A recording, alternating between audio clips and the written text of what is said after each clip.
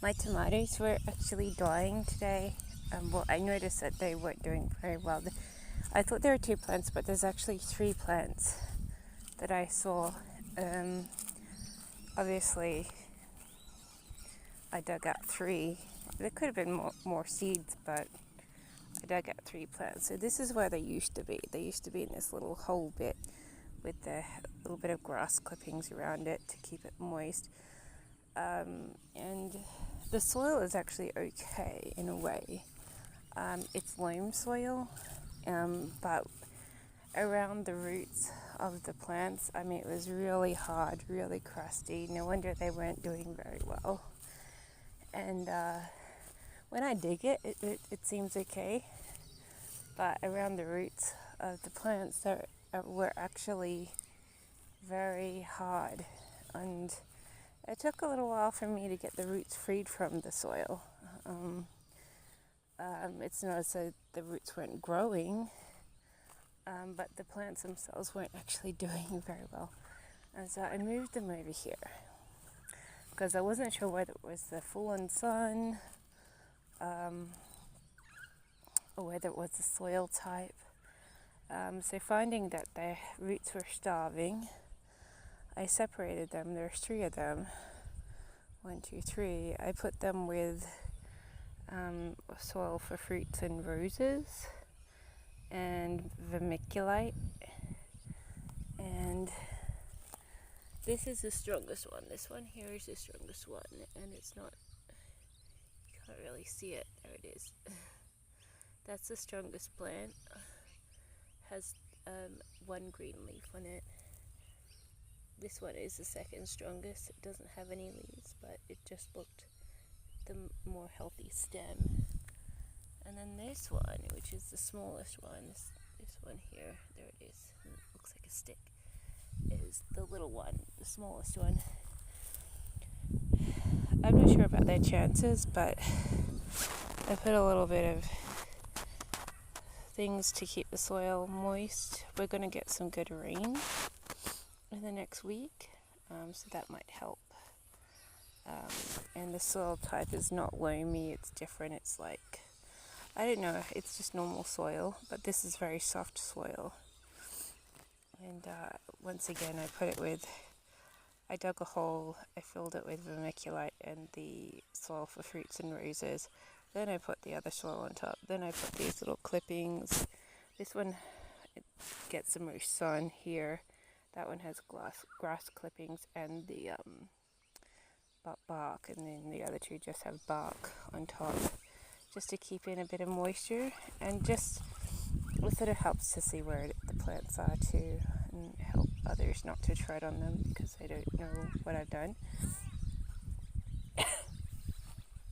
But this is the flowers that I planted here, so the flowers are doing well. I'm sure the tomatoes might do well. I planted them away from the flowers. This border is going to be like filled with flowers sometime. And then the tomatoes are completely separate from the flowers, so I don't know.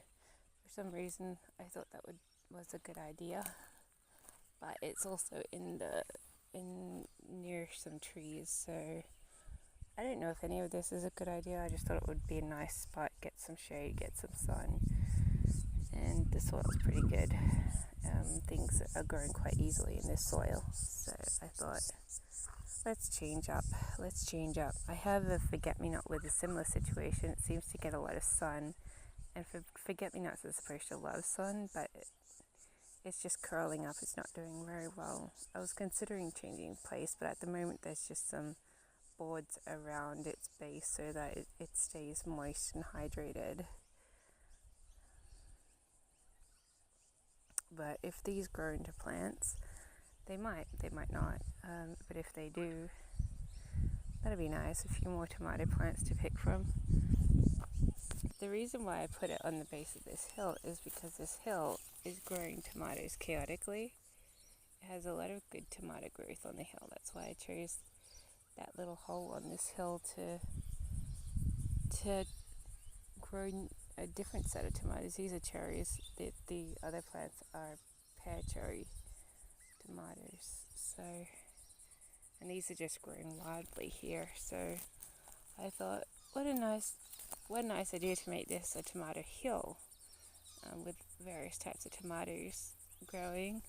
I didn't really go the way that I planned it, and so we're just leaving these tomato plants to the wild ones to grow, because they just grew out of nothing, and the other ones, we'll see how they do. At the moment they look very bare, and I probably should have soaked them before I put them in the ground, but either way, they're going to get a soaking with the rain coming in the next week, so it's going to rain tomorrow apparently, and not the couple of days after, but the first 3 or 4 days after that. So that will be good, because then they can get settled in their new spot and get lots of rain and do well, maybe. So I really like the potting mix that I'm using, but the other person doesn't want to keep bags of potting mix. I'm trying to be like, we have to keep that with this one brand, because I've been saving more than 50% of my plants with it. It's a really good potting mix, because the plants just sit there very happily in it, and I find it's really good.